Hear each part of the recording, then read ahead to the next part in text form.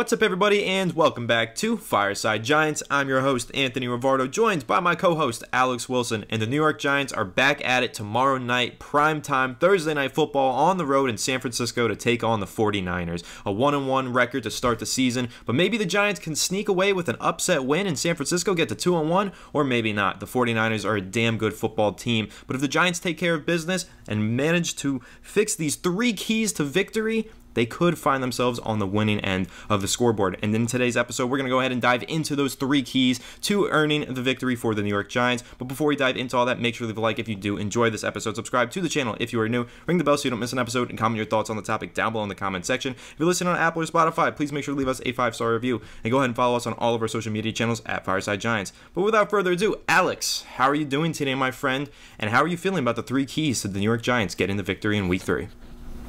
I'm doing pretty good, man. I feel like we have a good opportunity here to actually put a competitive product on the football field. Coming off that secondary, that comeback win, ridiculous win over Arizona, there is going to be a portion of this game that's going to come down to, can we sustain offensive drives? Now, we're going to talk about the three keys here, and we're going to talk about how the Giants can actually remain competitive. Like you saw what the Rams did this past weekend to the 49ers, had over 300 passing yards, but the truth is they didn't actually have any explosive plays. They had all of their throws were below 20 yards, and I think the Giants need to put the 49ers on their back foot early and take some shots. Like they got to manufacture some pockets for Daniel Jones. I got to give this offense a little bit of some confidence, and I think those explosive plays to Jalen Hyatt early on in that second half really sparked that offense and really gave us a chance to make that comeback.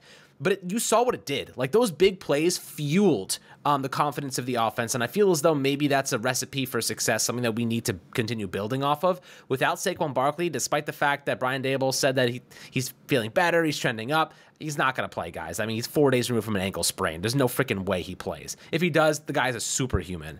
But I'll say this.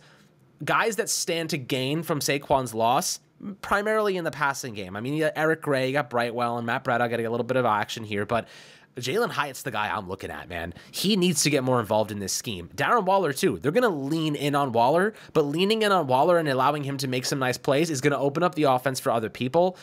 So sustained drives are going to keep the defense off the field, keep them healthy, keep them rested, and allow them to put their best foot forward, because we've seen a really bad version of the defense for the Giants over the past 2 weeks. And the second half of the game against Arizona, it was better, but we still let them answer immediately after that first score in the second half.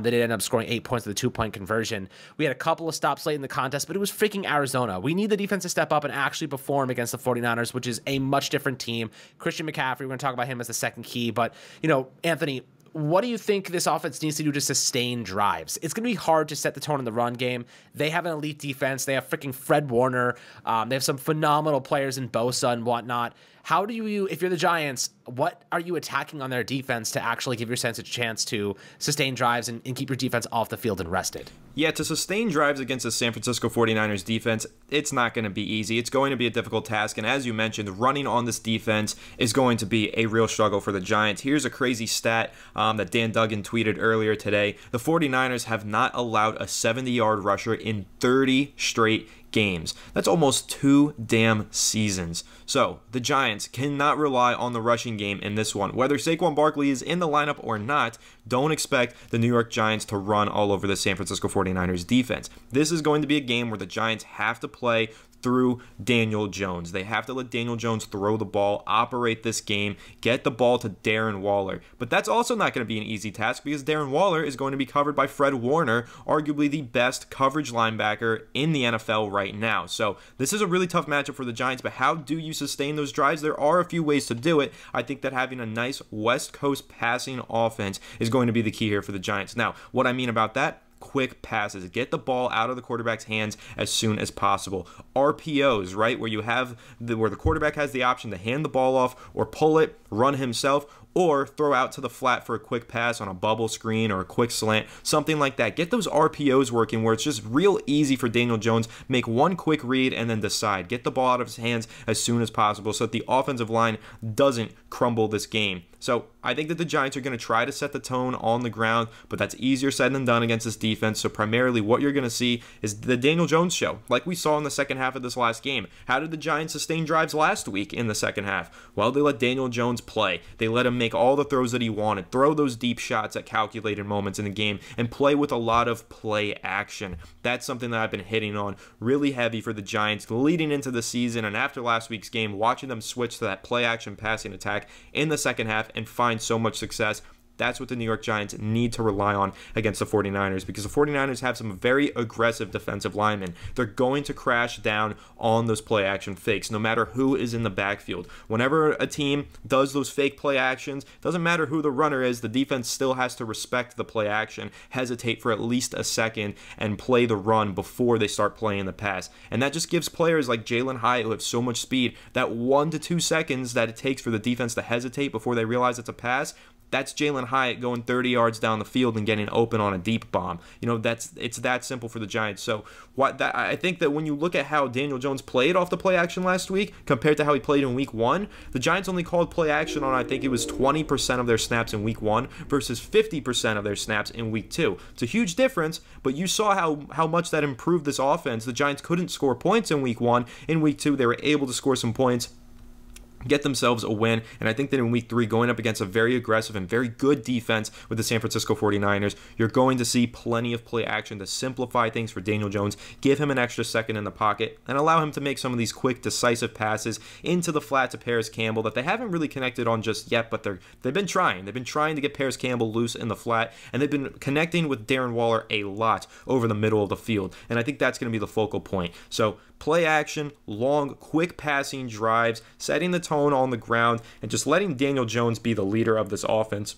running it through him. And when we talk about the Giants not having much of a running game in this one, I don't think that's necessarily true, because Daniel Jones can run. He can make those plays with his legs, maybe better than the running backs can in this game, because yes, the 49ers do have such a good run defense, but when Daniel Jones pulls it on those keepers, on those quarterback designed runs, no defense ever sees that coming for the most part. It always catches people off guard. So if they call more quarterback designed runs for Jones, I think that he's going to pick up a lot of yardage on the ground. And again, having those play action, that play action quick passing game and that West Coast offense going for Jones, that's when he really strives. And I think that in this week 3 game, if the Giants are going to pull this out, it's going to be through the shoulder, through the arm of Danny Dimes. Let him get loose with those play actions, and also let him get loose with his legs. So I think that's going to be the key here, Alex. For Daniel Jones is going to be the guy. If the Giants end up pulling out this unlikely victory, it's going to be on the shoulders of Daniel Jones once again.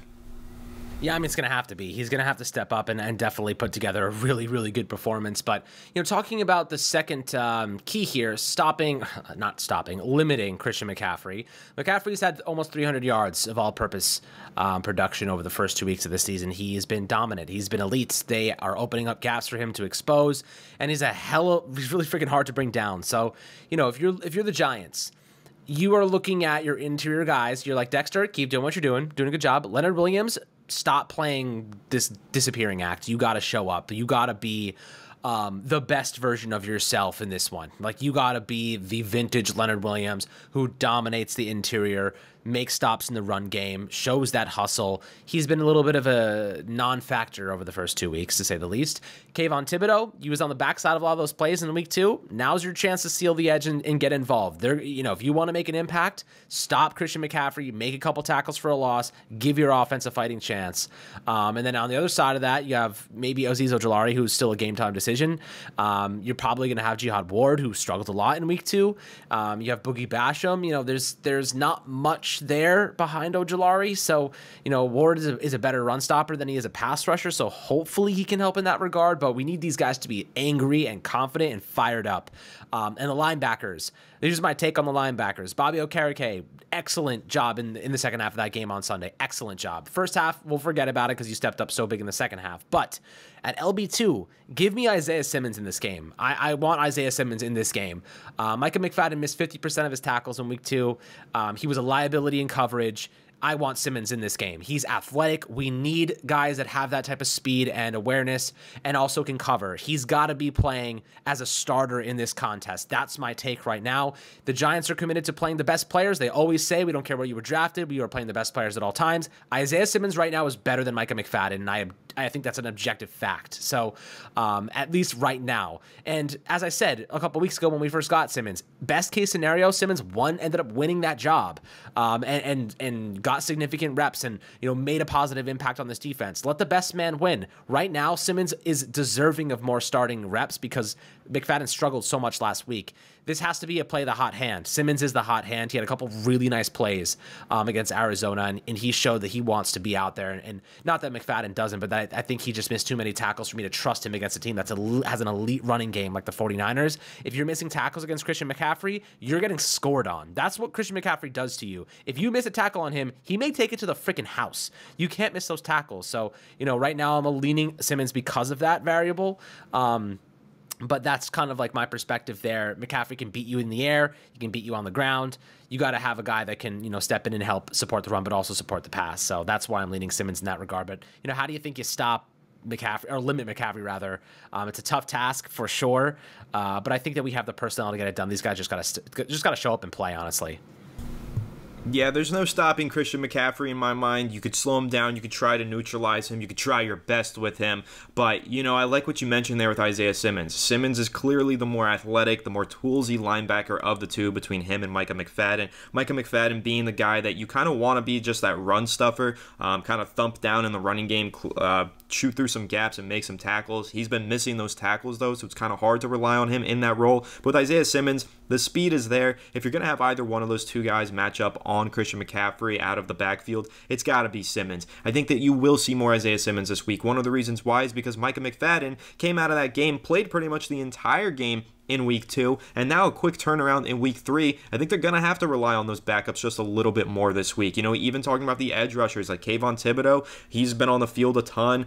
Dexter Lawrence has been on the field a ton. A lot of these guys, I think, are just going to have to step off of the field for a little bit and let these backups play a bit more. You might see more O'Shane Ximines. You might see more Nacho Roches. So I think that there's a lot of players who are going to get more playing time, and Isaiah Simmons deserves to be one of them because he looked really good in week 2. Now, he only played about 15 snaps, but in those 15 snaps, he was an impact player, making tackles, looking good in coverage. So now you're going up against this high-flying 49ers running game that has just the best running back in the NFL coming out of the backfield as a receiver as well, and you need someone who can match up with him. But I will also throw out the fact that I think the Giants might want to take one of their safeties and put them in the box a little bit more this week. Now, Alex, I've been very high on Xavier McKinney ever since he joined the New York Giants, and I've always said he's really good in the box. The Giants have made him this free safety ball hawk on the deep end of the field, and he's great at that. But he's also really good at getting down into the box and covering tight ends, covering running backs out of the flat, and covering slot receivers. So I think you might see just a little bit more of Xavier McKinney dropping down into the box,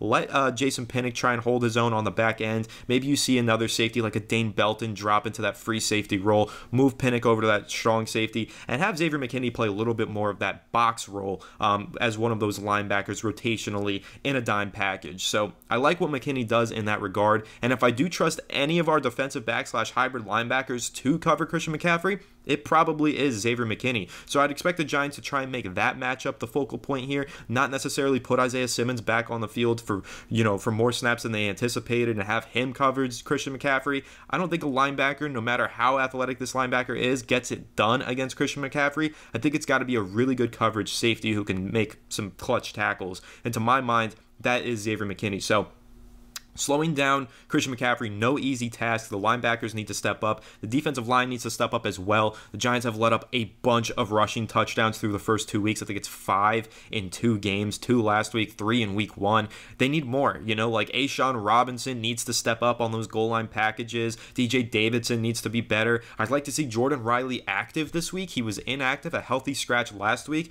Didn't make sense to me after that tackle for loss that he had in week 1. I thought he flashed really rare abilities on that one tackle for loss that he had in the first game. So for him to be a healthy scratch in week 2 was a head-scratching decision for me. So I'd like to see Jordan Riley on the active roster this week and hopefully get out there and get some playing time because DJ Davidson, his play has been pretty much uninspiring. I guess that's the best way to describe it. So I'd like to see Riley get some run here. And also keep in mind, Alex, it's not just Christian McCaffrey in that backfield. They also have Elijah Mitchell, who's a pretty damn good runner in his own right. Now, he doesn't get out of the backfield and make all the plays that Christian McCaffrey does. I mean, McCaffrey's going to line up in the slot in certain points of this game, Elijah Mitchell doesn't do all that, but Elijah Mitchell is a damn good runner with the football. They will give him some handoffs as well, maybe on those goal line packages where McCaffrey's probably helped them down the field the entire time, needs a little bit of a break. Then you got to worry about Elijah Mitchell coming in with fresh legs and punching it in for a score. So this is a really dynamic rushing attack. It's also led by Kyle Shanahan, the best offensive coach in the NFL in my mind, who schemes together the best running game in the NFL in my mind. The way that he sets things up in the rushing game is just dominant from a coaching standpoint. So the Giants are going to have their hands full, but like I said, slowing down Christian McCaffrey in the passing game I think comes down to Xavier McKinney, and then slowing down the running game in general is just going to come down to those defensive linemen up front being better than they have in the past weeks, because Bobby Okereke made some great plays in run defense, didn't really miss many tackles in week 2, shot some gaps and made some really tremendous plays, but overall what we were seeing was a failure up front, a lack of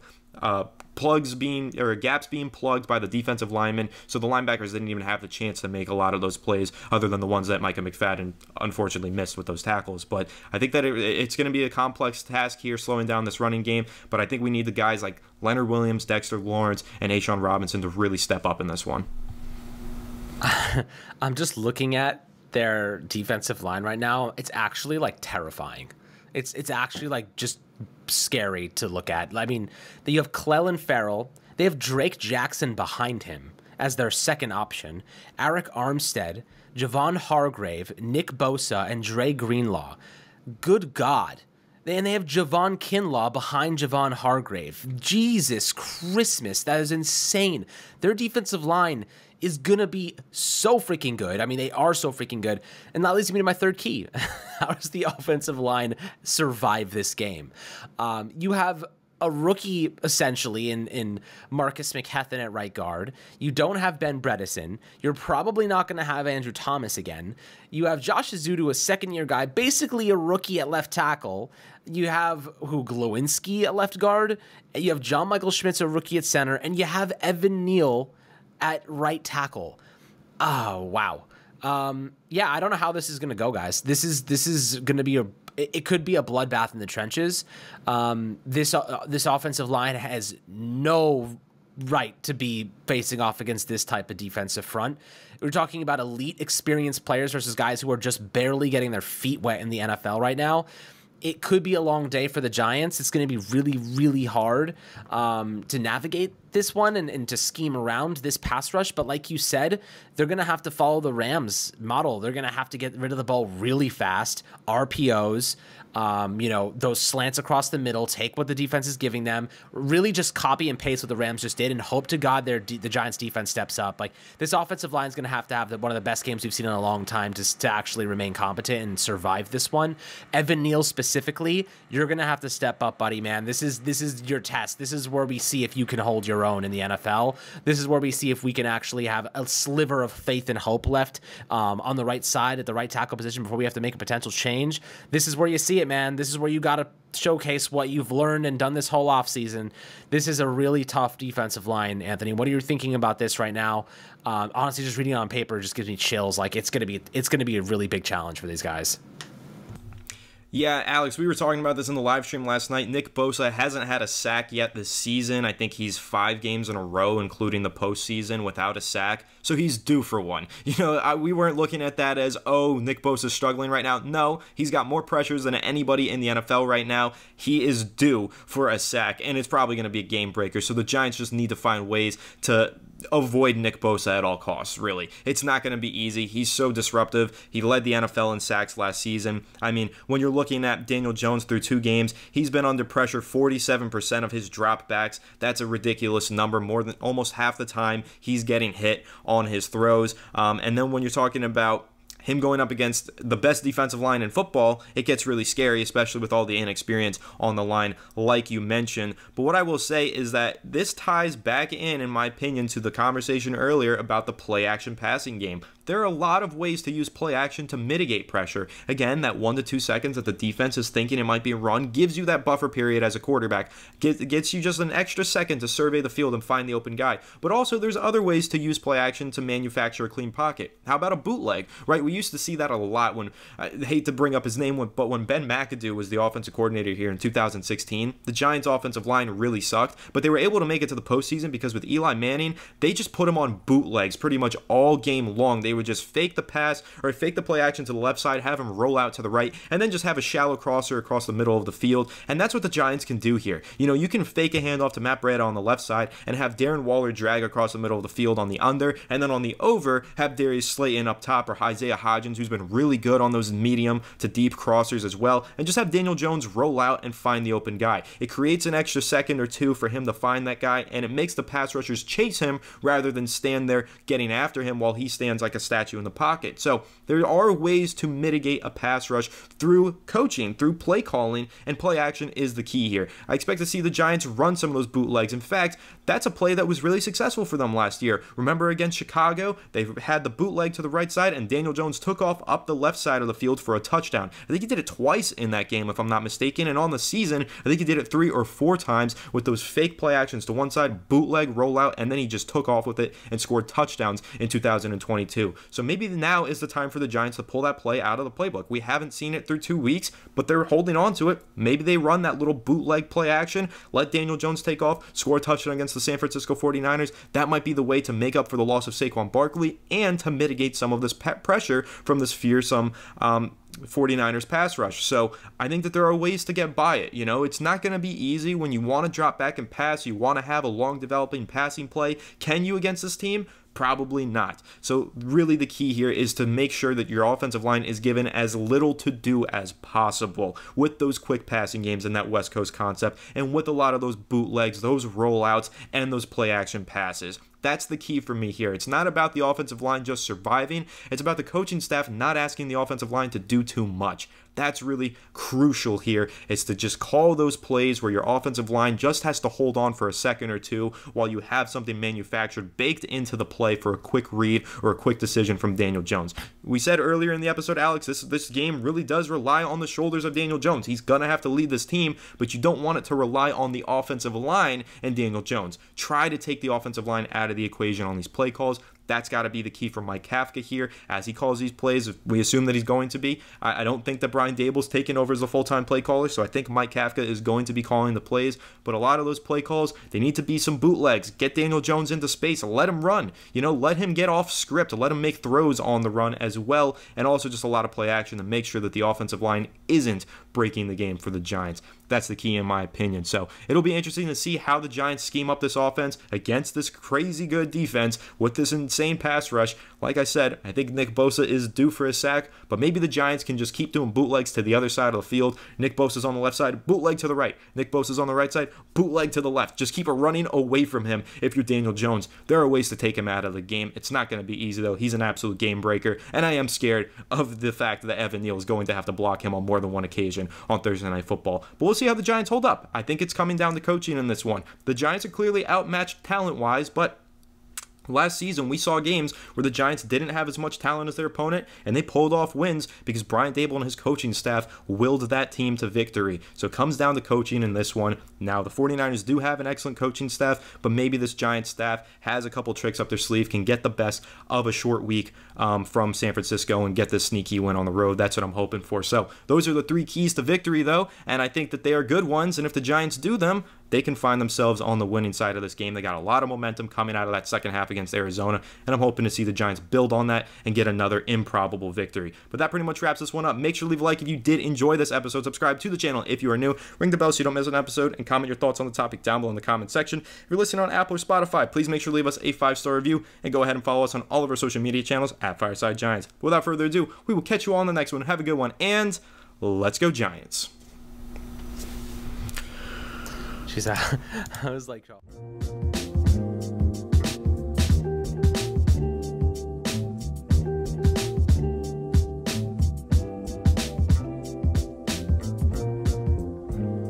TVSO.